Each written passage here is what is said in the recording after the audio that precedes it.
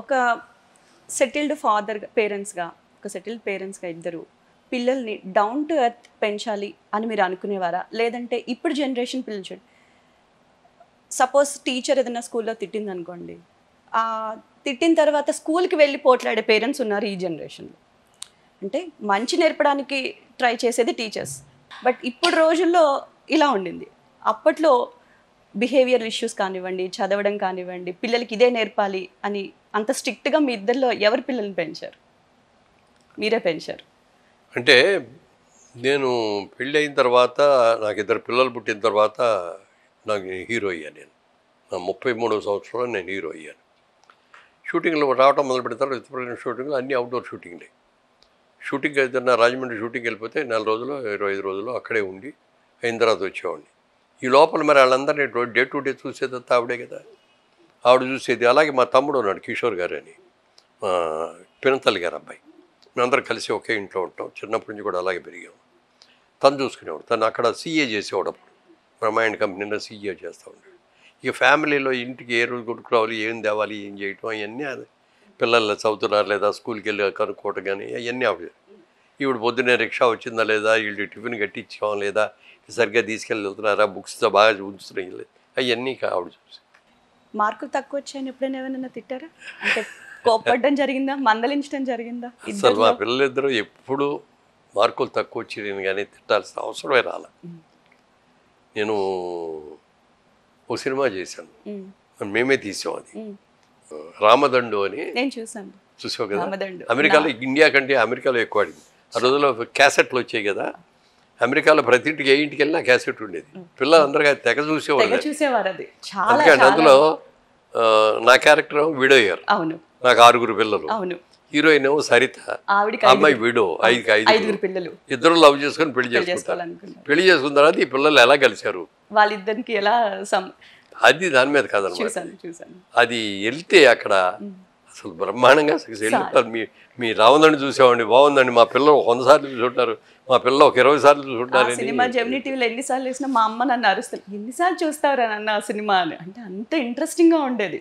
ఇప్పుడు జనరేషన్ అదే కదా, మొత్తం మోడర్న్ సినిమాలు. మన సినిమా ఏదైనా వచ్చేది, పలానా సినిమా వచ్చింది బాగుందంట వెళ్దామంటే మీరు చూడండి.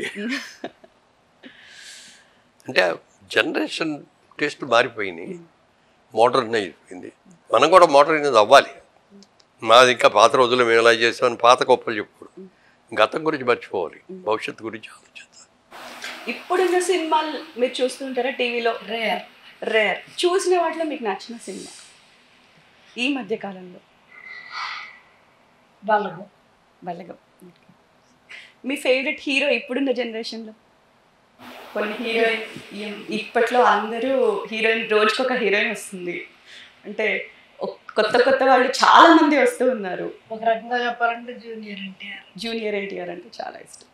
సో మీకు చెప్పండి, మీకు ఫేవరెట్ హీరో ఈ జనరేషన్? ఫేవరెట్ హీరో అనేది లేదు, అంటే ఉంది. ఆ రోజుల్లో నాగేశ్వరరావు గారు, సావిత్రి అంటే ఫేవరెట్ జంట. వాళ్ళిద్దరు అంటే చాలా ఇష్టం. వాళ్ళిద్దరితో సినిమా రిలీజ్ అయిందంటే ఆల్మోస్ట్ మొట్టమొదటి రోజు వెళ్ళాలి, వీలైతే రెండోసారి. ఆ రోజుల్లో రెండోసారి చూడటం అవకాశం ఉండేవి కాదు, రెండోసారి కూడా ట్రై చేసేవాళ్ళు.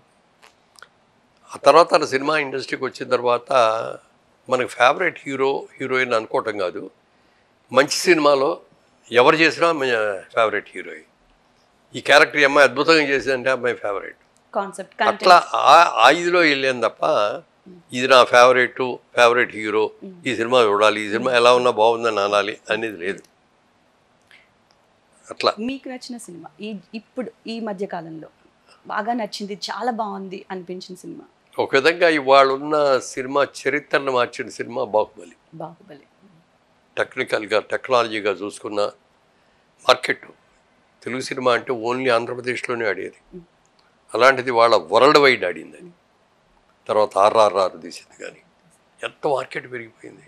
ఇక్కడ ఆంధ్రదేశంలో ఎప్పుడు రిలీజ్ అవుతుంది, అమెరికాలో అట్లాగే రిలీజ్ అవుతుంది, ఆస్ట్రేలియా అలాగే అవుతుంది, యూకే అలా అవుతుంది, ప్రపంచం అంతా రిలీజ్ అవుతుంది. ఈ ట్రెండ్ మార్చిన సినిమా బాహుబలి. సినిమా ఇండస్ట్రీకి నేను వద్దాం అనుకొని వచ్చిన రోజున మొట్టమొదటి ట్రైల్ వేద్దాం, నేను వెళ్ళి ట్రై చేసింది కదా, నాకు డైరెక్ట్గా ఆఫర్ వచ్చింది, డైరెక్ట్ హీరోగా నాకు ఛాన్స్ వచ్చింది. ఈవిడిని అడిగాను, అప్పుడు ఛాన్స్ వచ్చింది, మరి ఏం చేద్దామని అంటే, చెప్పు నువ్వేం చెప్పావు? చెప్పండి. లక్ష్మీదేవి అస్తమానం వచ్చి తలుపు కొట్టదు, వచ్చి తలుపు కొట్టింది కదా అవకాశాన్ని వదులుకోకూడదు.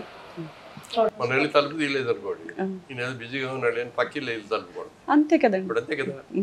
అందుకని వచ్చిన అవకాశాన్ని సిరిరా మోకాలు అడ్డుకూడదు అని సామెత. మరి సినిమాలు అంటే బిజీగా ఉంటారు, వేరే వేరేవి కూడా మీకు తెలిసే ఉంటుంది. సో మీరు దాన్ని ఎలా మేనేజ్ చేయగలిగారు? మీరు అవన్నీ అంటే ఆవిడ వెళ్దామని నిర్ణయించుకొని చేసిన తర్వాత ఆవిడ ఒకటే చెప్పింది, మీరు వెళ్ళండి, యాక్ట్ చేయండి, ట్రై చేయండి, ఆఫర్ దానంతరం ఏది వెతుక్కుంటూ వచ్చింది చేయండి, బాగుంటే కంటిన్యూ చేద్దరు కానీ బాగోపోతే మానేసేసి మనం బెజవాళ్ళ బిజినెస్ కదా మాకు, మేము మన బిజినెస్ మనం చూసుకుంటాం. షూటింగ్ అయిపోయిన తర్వాత ఒక్కరోజు కూడా మీరు మెడ్రాస్లో ఉండకూడదు, వచ్చేసేయండి, విజయవాడ వచ్చేసేయండి, పిల్లలు మేము అందరూ ఉన్నాం కదా, మాతో సరదాగా ఉండండి, మీ బిజినెస్ మీరు చేయండి. ఎవరి దగ్గరికి వెళ్ళి ఆల్బమ్ చూపించి నేను పలానా సినిమాలో హీరోగా చేశానండి, మీ సినిమాలో వేషం ఉండి అని అడగకూడదు. అది కండిషన్ పెట్టింది, అవి పాటించాను.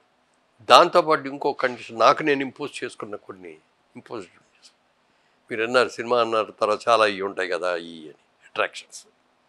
సినిమాలో ఉన్నంత వరకు తాగకూడదు, సినిమాలో ఉన్నంత వరకు కూడా గర్ల్ ఫ్రెండ్స్, వ్యభిచారాలు, ట్రిప్పులు ఉండకూడదు, ప్యాకాట్లు ఆడకూడదు, జోదం ఆడకూడదు, కెర్రాసులకి వెళ్ళకూడదు. ఇది నేను సెల్ఫ్ రెస్ట్రిక్షన్ పెట్టుకొని 100కి 100 అని చెప్పలేను కానీ 100కి 95% కరెక్ట్గా పాటించారు చాలా వరకు. డ్రింక్ కూడా ఎప్పుడంటే అక్కినేని నాగేశ్వరరావు ఒక రోజున అడిగారు, బాగా ఫ్రెండ్లీగా ఉండేవారు, పెద్ద ఆయన నాకంటే, ఆయన అడిగారు ఒక రోజున, మురళి సాయంత్రం పూట ఏం తీసుకుంటావు నువ్వు అన్నారు. సార్ ఏం తీసుకోనండి అని. మరి బాగా నిద్రపడుతుంది అన్న, శుభ్రంగా పడుకుండా పడుకోగానే నిద్రపడుతుందండి అన్న. అలా కాదు, ఇప్పుడు నీ వయసు ఎంత అన్నారు. 63, 64 వచ్చింది అండి అన్న. కాదు 60 ఏళ్ళు దాటిన తర్వాత కొంచెం నర్వస్, కొంచెం యాక్టివ్గా ఉండవు, నర్వ్ నేను ఇది చేయటం కోసమని రోజు ఈవినింగ్ ఒక పెగ్ కానీ 2 పెగ్స్ కానీ, ఏ డ్రింక్ పడితే సారాలు ఇవి కాదు, బ్రాండీ, కోనియాక్ బ్రాండీ అని ఉంటుంది, అవి తెప్పించుకొని అదే ఒక పెగ్ కానీ 2 పెగ్గులు కానీ తాగుతారు. మీరు ఎప్పుడన్నా మీ కొడలికి కానివ్వండి, కూతురికి కానీ కూర్చోబెట్టి ఏదైనా చెప్తూ ఉంటారా, ఇది ఇలా ఈ జనరేషన్లో మాకు అలా ఉండేది, ఇప్పుడు మీరు ఇది చేయండి, ఇది నేర్చుకోండి, అలా ఏదన్నా ఎప్పుడన్నా కూర్చున్నప్పుడు మీకుండే కామన్ టాపిక్స్ ఏమై ఉంటాయి?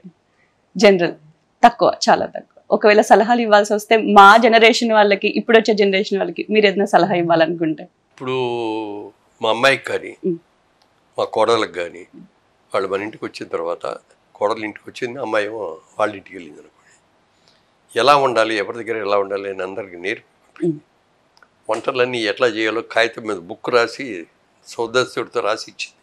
ఇప్పటికే ఉంది ఆవిడ దగ్గర. అదే కదా మేము కోరుకునేది.